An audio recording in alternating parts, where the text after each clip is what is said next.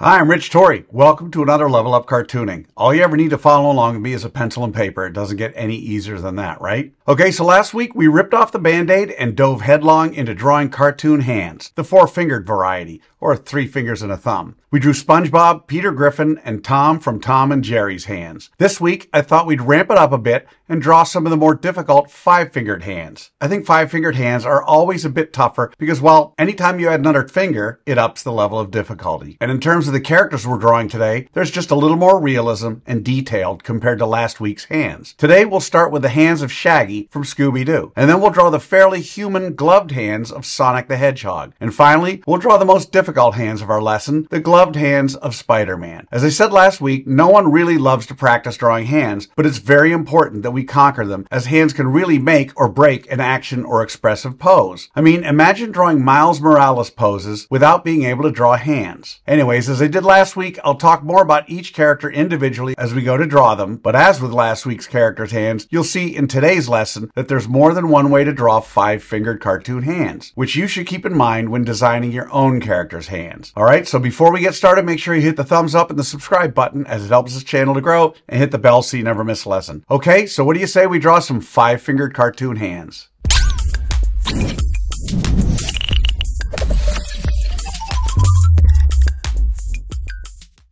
Okay, so today we'll be starting with Shaggy from Scooby Doo's hands. His hands are not very detailed, no fingernails, but they are expressive. But other than that, nothing too special about them other than they're kind of long. Anyways, they're the perfect hands to start with. Speaking of which, we'll start with a circle for his palm, then map out a simple but expressive fingers, starting with the closest digit. Take note of how each finger has a little curve to it that adds a little flow or energy to the overall appearance. Okay, so let's draw some examples of Shaggy from Scooby Doo's hands.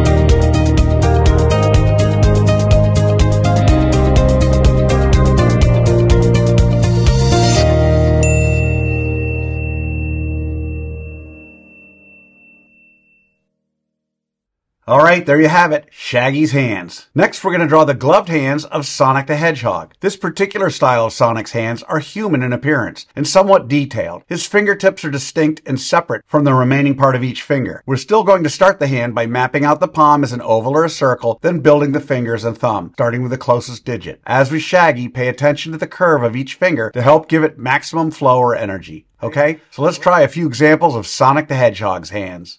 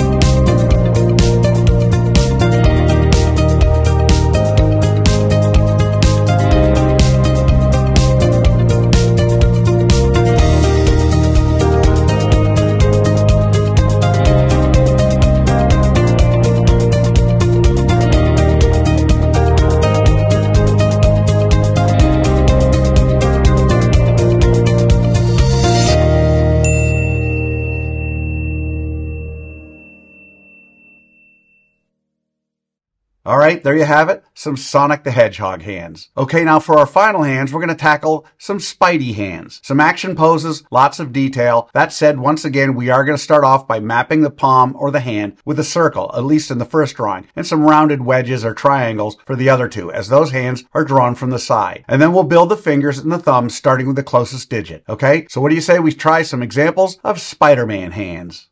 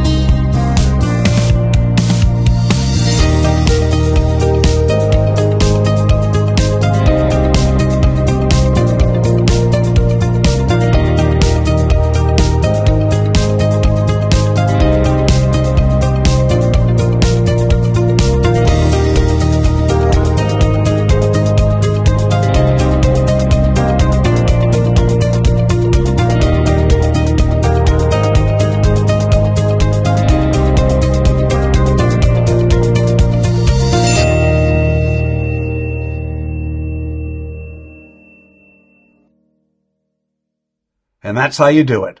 There you have it. Examples of different styles of five-fingered cartoon hands, care of Shaggy from Scooby Doo, Sonic the Hedgehog, and Spider-Man.